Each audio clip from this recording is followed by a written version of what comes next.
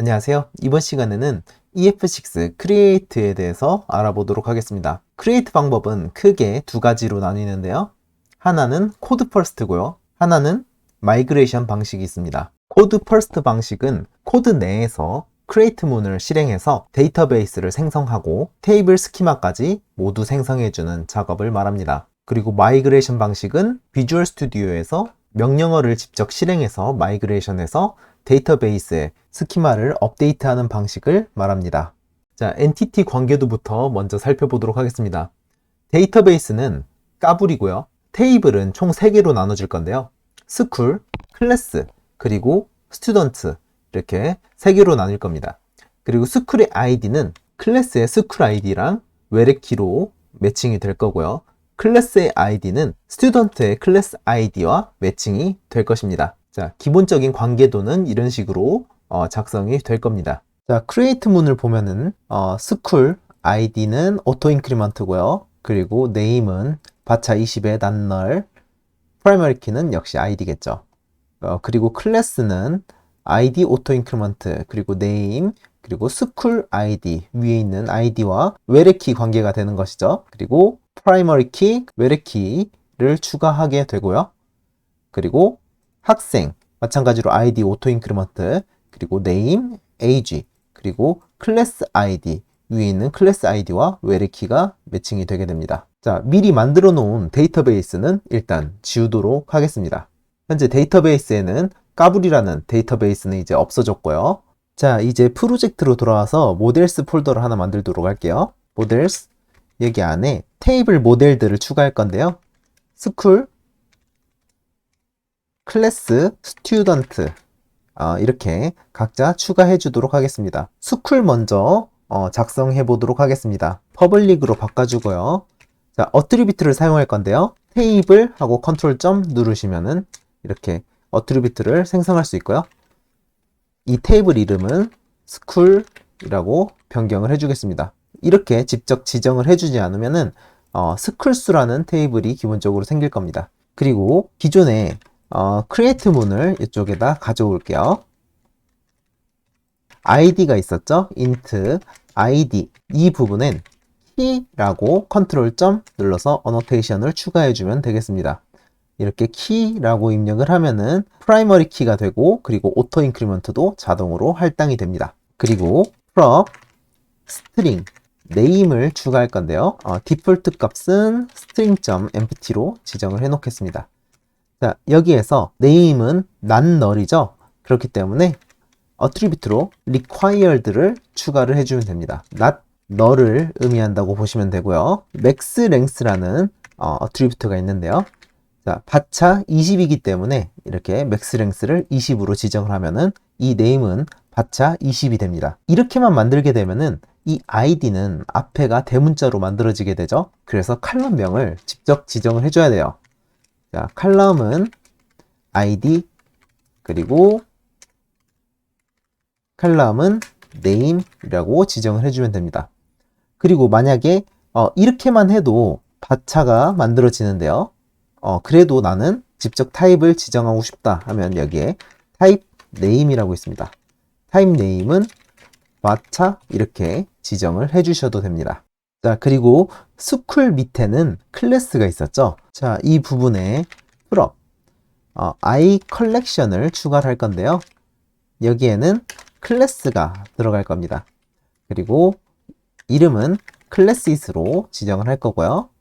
자, 현재 클래스가 퍼블릭이 아니라서 오류가 뜨네요. 이렇게 퍼블릭으로 변경을 해줬습니다. 여기 앞에는 virtual 키워드를 추가하고 너를 허용시킬 건데요.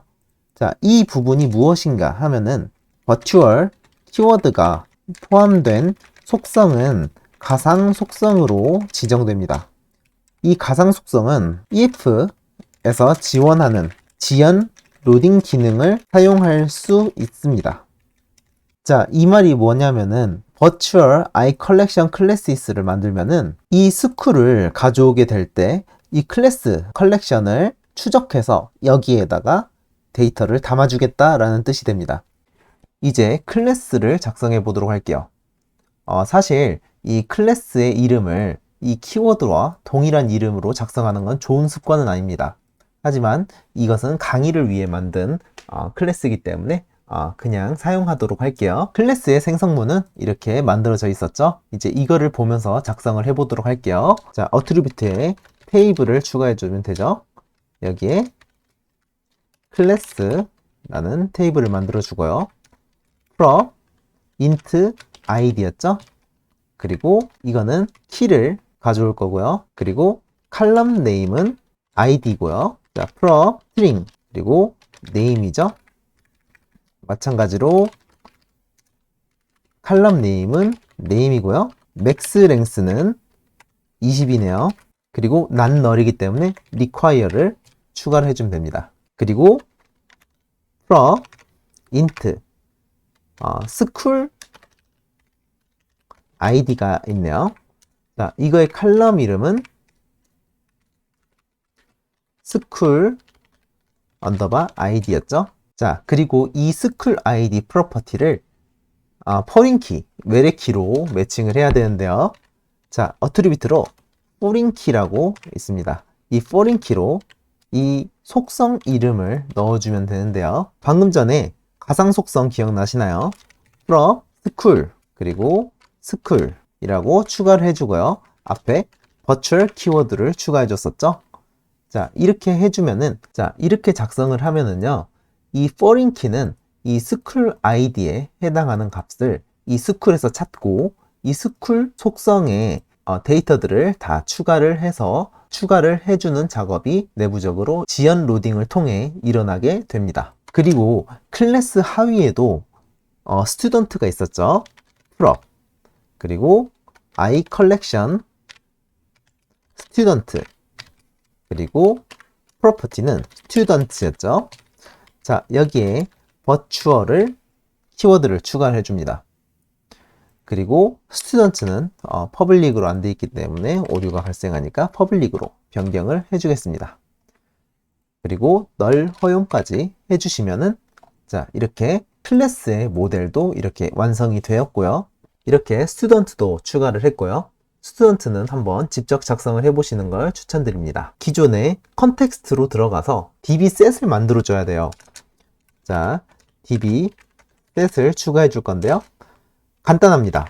prop dbset 그리고 여기에 entity type이 들어오면 되는데요. school 그리고 schools 그리고 prop dbset 클래스 그리고 classes prop dbset student 그리고 students라고 추가를 해주시면 됩니다. 각각 너를 허용하게끔 만들어 두도록 하겠습니다. 자, 이렇게 dbset까지 만드셨으면은 이제 폼 1으로 들어가서 버튼을 하나 만들어 볼게요. 자, 여기에다가 데이터베이스 스키마 생성이라고 버튼을 하나 만들게요. 그리고 btn create database라고 이름을 짓고 클릭 이벤트를 추가하도록 하겠습니다. 자, 위에 컨텍스트 생성했던 부분을 한번 복사해서 붙여놓고요.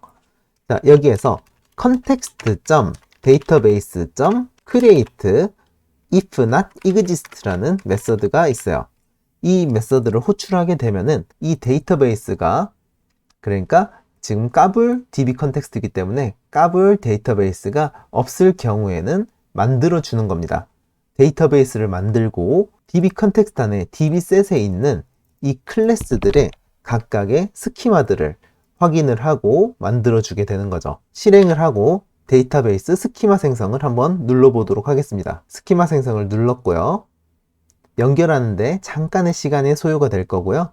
그리고 데이터베이스를 한번 리프레시를 해볼게요. 이렇게 리프레시를 하니까 까불이라는 데이터베이스가 생성이 되었고요. 그 안에 테이블이 생성된 걸 볼 수가 있죠.